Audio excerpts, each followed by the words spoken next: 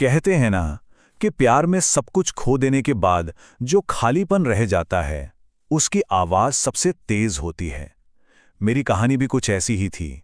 एक बहुत बड़ी लव स्टोरी खत्म हो चुकी थी और दिल ने जैसे दोबारा धड़कने से मना ही कर दिया था। अतीत ने भी दरवाजा खटखटाया। परी वापस आई कुछ वक्त के लिए।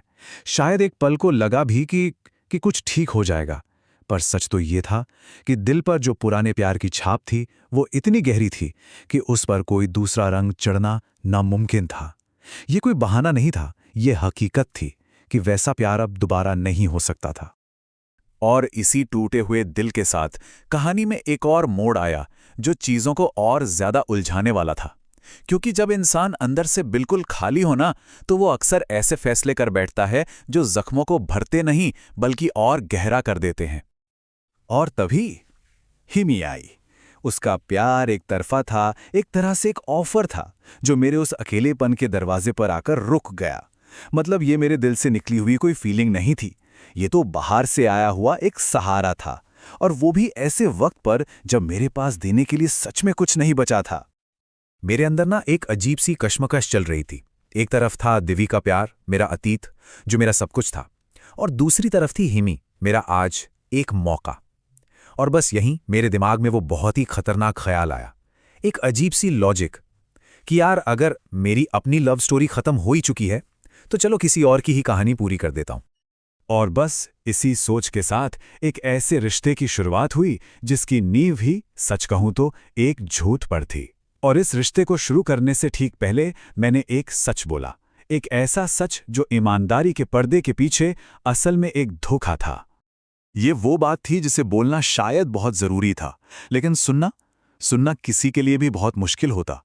मैंने रिश्ते की दहलीज पर खड़े होकर ही साफ साफ कह दिया कि वो उस प्यार की उम्मीद मुझसे कभी ना रखे जो मेरा दिल पहले ही किसी और को दे चुका है।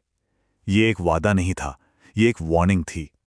और कहानी का जो सबसे हैरान करने वाला हिस्सा था वो यही था, सब कुछ जानने के बावजूद, इस सच्चाई को समझने के बाद भी कि उसे एक आधा अधूरा दिल ही मिलेगा, वो मान गई। और उसके उस एक फैसले ने हम दोनों की जिंदगी हमेशा के लिए बदल दी। और आज, इतने साल गुजर जाने के बाद, जब मैं पीछे मुड़कर उस वक्त को देखता हूं तो सारी धुंध हट चुकी है। आज मुझे हर इरादा, हर नियत बिल्कुल शीशे की तरह साफ नजर आती है। उस वक्त मुझे सच में ऐसा लगा था कि मैं शायद कोई अच्छा काम कर रहा हूं, कि मैं उसकी प्रेम कहानी पूरी कर रहा हूं। लेकिन आज जब मैं पीछे देखता हूं तो मुझे सिर्फ एक ही चीज दिखाई देती है, मेरा स्वार्थ। वो मेरे अपने अकेलेपन को भरने की एक कोशिश थी और कुछ नहीं। और होता यही है, जब किसी फैसले की नींव ही स्वार्थ पर हो तो उसका बोझ आपको जिंदगी भर उठाना पड़ता है। ये कोई ऐसी याद नहीं है जो वक्त के साथ हल्की हो जाए, नहीं, ये वो जख्म है जो आज भी ताज़ा है। ये शब्द बस शब्द नहीं है, ये वो गहरा अफसोस है जो आज भी मेरे अंदर उतना ही जिंदा है। ये सिर्फ एक गलती नहीं थी, ये एक ऐसी चोट है जिसे भरने के लिए मैं सच में वक्त में पीछे जाना चाहता हूं, अगर जा पाता तो आखिर में ये पूरी कहानी हमें एक बहुत ज़रूरी सवाल के सामने लाके खड़ा कर देती है कि जब कोई रिश्ता प्यार पर नहीं बल्कि किसी के प्यार की परछाई पर टिका हो तो उसका अंजाम क्या होता है। ये सोचने वाली बात है कि हम अपने अकेलेपन को दूर करने के लिए कभी-कभी दूसरों के दिलों की कितनी बड़ी कीमत चुका देते हैं।